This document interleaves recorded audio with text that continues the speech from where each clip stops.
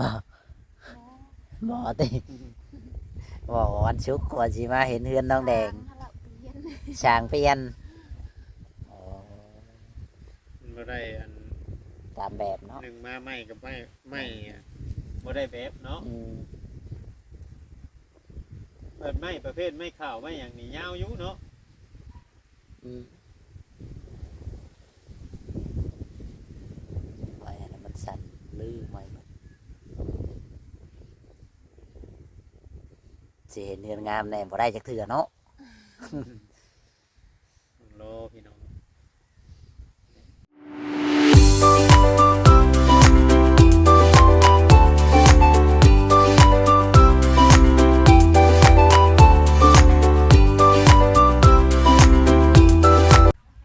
สวัสดีและสบายดีพ่อแม่พี่น้อง FC ที่หักแพงบ่ว่า FC พังลาวพังไทยแล้วก็ต่างประเทศพี่น้องเนาะกันยินดีต้อนรับเข้าสู่ช่องเบาจ่อยซาแนลอีกแล้วพ่อแม่พี่น้องเนาะทางเบาจ่อยก็ได้มาเฮือนน้องแดงหรือว่าเฮือนของน้องแดงให้พี่สาวน้องหลอยนั่นแหละเนาะกะหรือว่ามันสร้างกะยังขึ้นบ่ได้พ่อแม่พี่น้องเพราะว่าทั้งสร้างมันกะน่าจะเฮ็ดเฮือนผิดนั่นแหละพี่น้องเนาะกะเลย แก้จะให้เพิ่นแก้ทุกอย่างอะไรพี่น้องเนาะเพราะว่ามันก็ซ้ำเพื่อนเก่าเพิ่นนั่นแหละเนาะถ้าว่ามันเป็นเพิ่นอยากได้5x6ได้5x4มันก็น้อยแล้วพี่น้องเนาะมันก็บ่ได้มันก็บ่ผ่านพี่น้องเนาะก็เลยแบบทางบ่าวลาวเพิ่นก็น่าจะ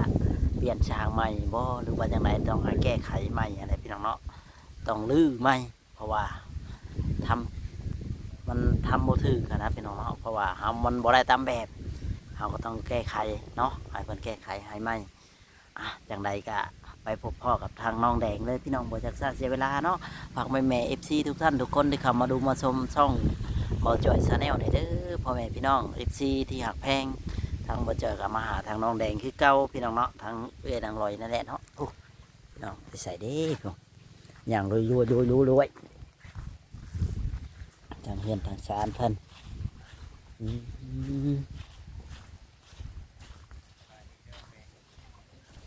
ได้เฮือนชานบ้านแป้นเพิ่นพี่น้องเอ้ยแก้มันพิษต้องได้แก้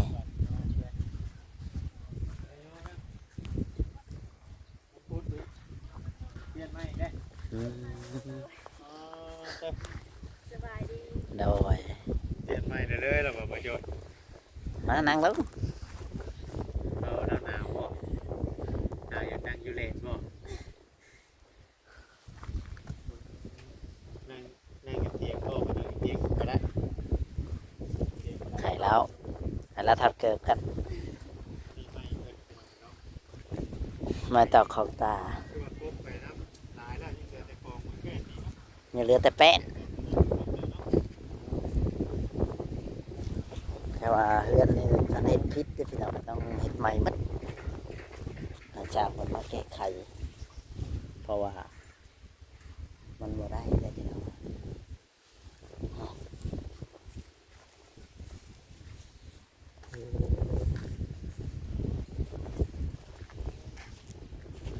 ห้อมมาดีเนาะ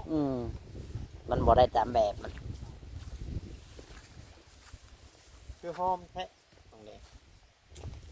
เพื่อผิดพลาดบ่เป็นยังเขตใหม่อยู่บ่เดือน นี่ไม้ดี ฮะ เราว่าบ่ถือเราบ่ฮู้แก้ไขใหม่ โดน อืมไขใหม่ ตัวไปใช้อีกใช่มั้ย เอาไปเอาตะแกรงไม้หยุดบัตเตอรี่วันนี้ เกไม่วันแต่เดียวไม่ตัวใด ไม้นี่เหรอ ไม่เสร็จนี้ ไม้เซ็น อ๋อมันบ่พอบ่ พอแต่มันสั่นนี่ อ๋อชื่อมาไม่ โดน ชื่อไม่แบบไม่ อืม อ๋อไม่ตัวนี้น่ะสิเปลี่ยนออก โอ้โหกันก็จะเปลี่ยนจะบ่เปลี่ยนละ เราบ่จักเลยเราบ่ฮู้ ว่าเกิดของผิดพลาดไม่แบบนั้นน่ะสิเฮ็ดแบบไม่ แมน บัดนี้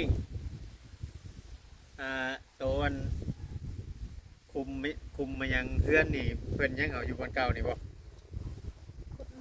ขุดใหม่บ่ ขุมก็ต้องขุดใหม่ ต้องขุดใหม่ได้มันหอมๆหนึงเนาะ อืม มันก็บ่แตกต่างหยังกับเพื่อนเก่าเจ้าอยู่ตอนนี้แล้วถ้าขุดจำนี่ แล้วก็ตัวเก่ามาแล้วที่ เออ ต้องใส่ขุมใหม่ เราไปกับไผจะไปเอาไหม การกับหมูแล้ว โอ้เอารถไถเขาเจ้าบ่ โดย เอารถไถเขา เติมน้ำมันให้เขาหรือจ้างเขา เติมน้ำมัน คือมันจะรถเขาเจ้า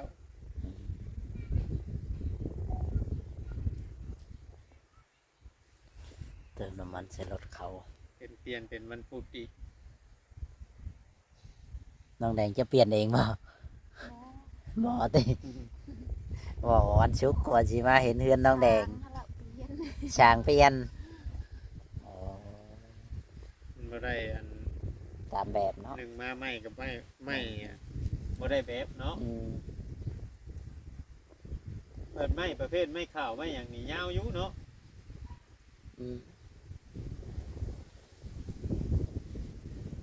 ไว้ให้มันสั่นลื้อไว้มันสิเห็นเฮือนงามแน่บ่ได้จักเทื่อเนาะ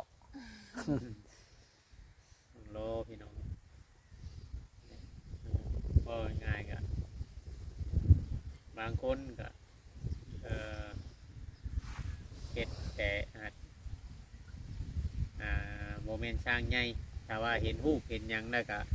อาจจะบ่เข้าใจเพราะว่าสร้างใหญ่ผู้คนมีประสบการณ์หลายแน่ก็ อันสิฮู้เนาะ เว่ารูปไปชื่อนี่ก็ยังเข้าใจได้แต่เก่าเนาะ อืม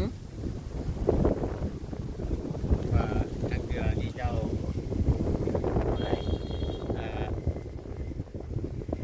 เฮ็ดย่านเฮ็ดแต่เกินเจ้าของหรือว่ายังบ่ได้ทำงานหลายบอนก็ ยังบ่เข้าใจกับมันเนาะ ยังบ่เก่งก็มี ยังบ่เข้าใจกับมัน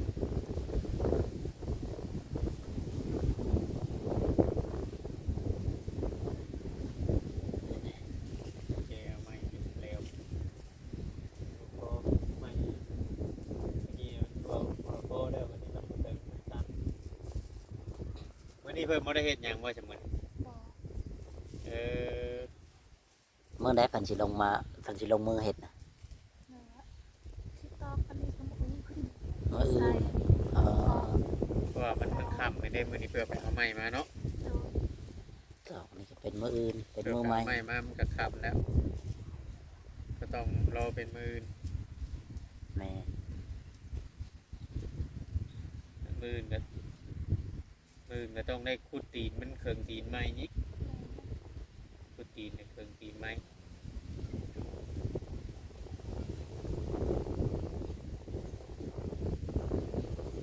ได้มื้อใหม่เนาะก็เลิก มักอยู่บอนนี่บ่คือว่าอยากมาเฮ็ดอยู่โซนนี่เรื่องนี้ ปลูกเบิด ละหมักตูนึงก็ได้ต่อบอกเรื่องคุกเกินมาแล้วนะคิด เด็ก ว่า มากครับมันอาจจะใกล้น้ำก๊อกแม่เลยเนาะเอาดินพวกพวกทางแล้วพวกทางนี้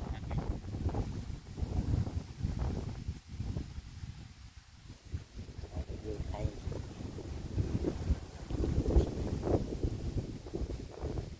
ปลูกแล้วก็แล้วพักไหม ปลูกแล้ว แล้วบ่แล้ว ยังแต่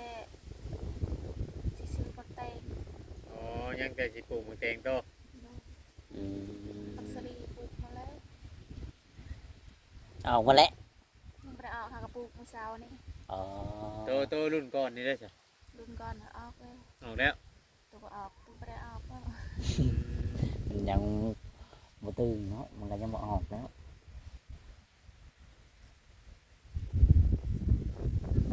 สวัสดีกินข้าวกับยังบ่นี่นะ กินเจ้ากับขาย ข้าวกับไข่ ใครนี่เจ้ากินได้อยู่เนาะเออมันนั่งดอยนี่บ่กล้าดีเด้อันน่ะเนาะคุ้มให้กินยังบ่กินเซฟซี่เพิ่นก็แนะนำมาหลายอยู่มันบ่ผิดดอกแต่เฮากินแม่มันก็ยังกินได้ กินไก่ได้ก็ต้องกินไข่ได้เพิ่นว่า ขนมมันก็เพิ่นยังใช้ไข่เนาะ อืม หรือว่าเจ้ากับคลัมคือกันบ่ ตัวคลามคลาม อืม แต่กี้ก็กินอยู่บ่ ไม่ได้กิน หาก็กินอยู่บ่ไข่นี่ หาก็กินอันนี้ละ เออ ตะกี้แล้วผมมีเงินซื้ออยู่เนี่ย แม่นบ่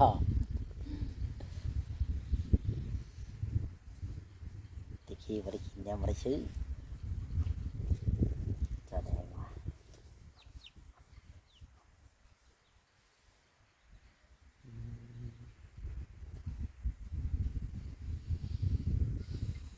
อยู่ผู้เดียวงอมแบบนี้แท้เนาะผัวไปแล้วก็ได้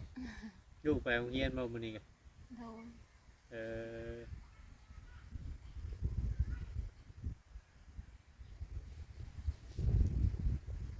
ดูแลไปโรงเรียน ไล่สร้างคนน้ำบ้านคือเก่าบ่สร้างนี่ สร้าง แม่น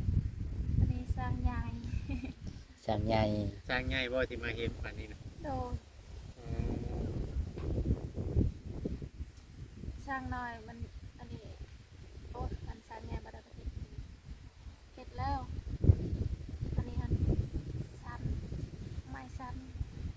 อ๋อ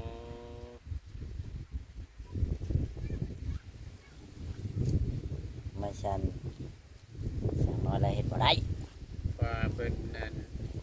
อาจจะบ่เข้าใจแต่รอบแรกนะเนาะโดยสร้างไม้ผิดเพราะว่าพอยเบิ่งอยู่ไม้นี่คืออันคือต่างกันกับเพื่อนนั่นนั่งลอยเนาะตอนมือทวิตก่อยท่วงอยู่ได้ไม้ แม่นนะ เพื่อนนั่งลอยมีแต่ไม้ยาวๆไม้กะคักเนาะ เออ อันนี้ก็เรื่องคักกะคักอยู่แต่ว่ามันสั่นกว่ากันหลายอะนะ แม่นชันโพเสียมาจากโตบัดนี้6โต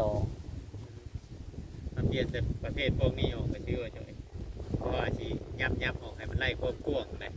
อันนี้มันหอมโพด จำกับเพื่อนเก่าจะเนาะ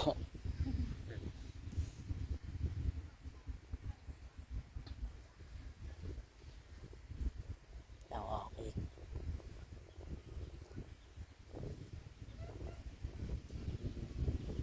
2 ห้อง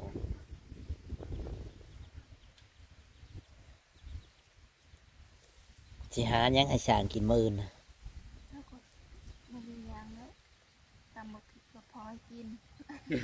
อืมลงไปอาบน้ำในน้องกันแล้ว บ่ได้อันนั้นบ่มีให้ อ๋อ วานนี่เอาปลาไม่ใช่จะให้ไปกินวาน ป้าไม่นี่แหละครับเอาให้ยืมให้เพื่อนนั่นนี่ อ๋อยืมเฮเขาเจ้า เนาะ ถ้ามีเฮอะไรเนาะ ได้ป้า เออ มันจะไปยืมของเขา ยืมเดือนอะไรแบบบกล้ายืมเนาะ เนาะ โอ้ปัจจิกินเล่นไม่ใช่กินเล่นไม่ใช่เอาให้เพิ่นอยู่แล้วว่าเขายืมกันทำได้หลายกระตึกกระแบงเป็นน้ำแล้วเนาะกาเฮเด้ เอากาเฮมต้องมีได้ขนาดเขาไปยืมแต่สั่งเขามาสั่งสิ้นนี่ก็ยังได้เอาให้ได้ขาแต่สั่งเขาเจ้า กูดหนึ่งทีเอ้ยจากตอนสองตอน แม เลย นเขากินบาทหนึงอันนี้ พอได้ปิ้งได้ป่นกินได้แจวกินก็ว่าไป ให้เพันว่าได้ ให้ ให้เด้ จะนำมาเอา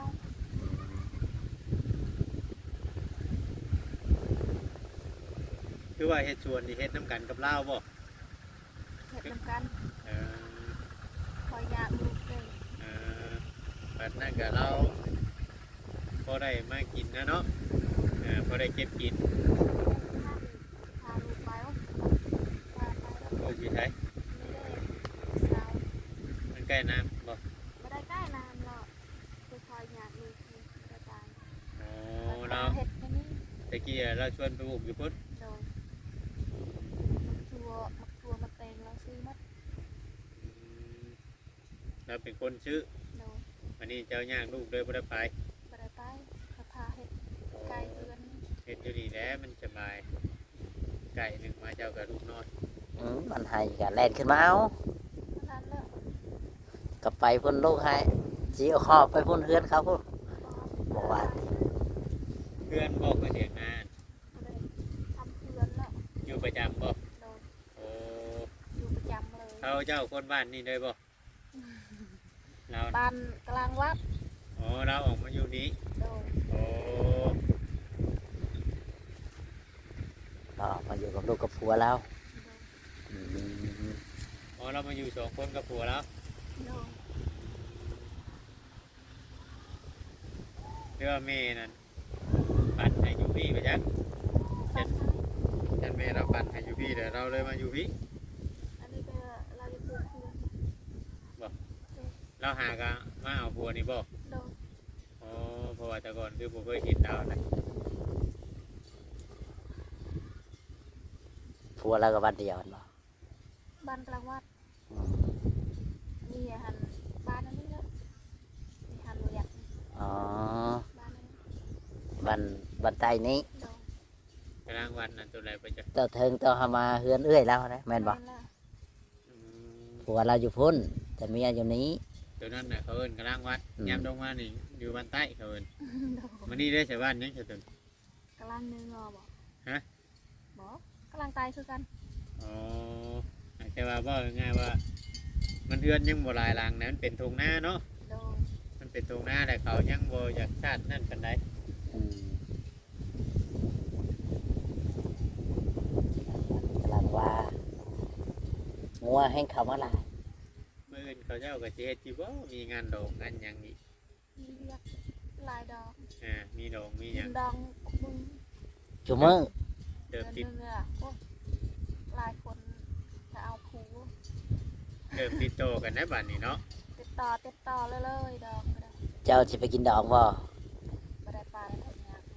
เราบ่ได้ไปดอกไปก็กินหยังน้ำมูกไปกินไปตัวที่ก็บ่ได้คือเจ้า มันจะผัวบ่ไป โดย ผัวเราไปซอยเดี๋ยวมา อืมขันบุคาในไปพรน้ำขาวเชยแน่เนาะ ไม่ได้พรแล้วไปกินดอกเดี๋ยวมึงอ่ะ ยังมาพรเอื้อยเจ้ายังพอพร โอ้ไม่ได้มักพรแบบนั้น เจ้าบ่ได้โพดบ่เจ้าน่ะ โอ้ คนละแบบเนาะ บัดชาวพรวิไลบ่ได้เด้อล่ะวะ ได้ยินเสียงตู้บ่ได้เราน่ะเราว่าได้ยินเสียงตู้อยากโพดเราอ่ะ แบบนั้น คนละแบบ คนละสไตล์กัน แต่ละคนมันบ่คือกันเด้ แปลว่าบ่เคยพรตั้งแต่เป็นชาวก็บ่เคยพรบ่ ตั้งแต่สาวเฮ้ยเด็กไม่ได้ไปอยู่ตั้งแต่อยู่นั่นแหละ แบบว่าบ่ค่อยได้ไป ที่ ใช่ จะ ไหม ว่าไปช่วยผู้ปกตอกแขนเขาผู้แขนมันยังเด็กหน่อยแต่มาเนาะ โดย เขียวมาสิไปพรไปอันนั้นน้ำหมู บ่มันไปซอยไปเห็ดกิน ลูกบ่ได้คอยบ่ตอนคืนเดียน บ่ เออ เริ่มใหญ่เลย วันชินไม่ได้นอนนะหายนะ มาแรงอยู่แล้ววันสิ ไม่ได้นอนเช้านี่ก็ได้ เออ หมู่คืนนี่สินน้อยก็บ่ได้นอนเมื่อวานเนี่ยบางคนก็นอนหมด เอาคำว่าชินจะเป็นเด้อบ่ คอยอุ้มมาไว้ ยันนอน เจ้าจะนอนตั้งนั่งเลยเออ จนมันนอนจังให้มานอน คือบ่ไป ได้นอน คือบ่ไปเป่า ไม่ได้ไป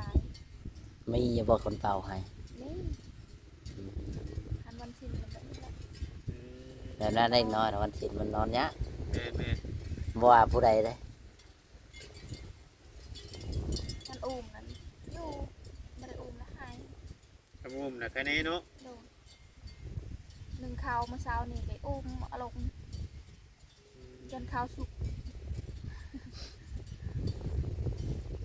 เขียดป้าไว้แง่อยู่หัดติ โดน เรื่องเขาลมๆซะเนาะโอ้ยมันก็นานชุก ป่านี่เดืออยู่เจ้าบ่ตัดไปมัดใส่พวกเสาเพื่อนน่ะพอขังให้คุณรักขังเอา อืม นี่สิกลางน้ำมาดาน นะ มาดอก เราสิกลางเลยน้ำมาดานนี่ เราจะกั้นเบิ่งมาลานฮะ โดน ยังจะโก้ใช่นี่นะ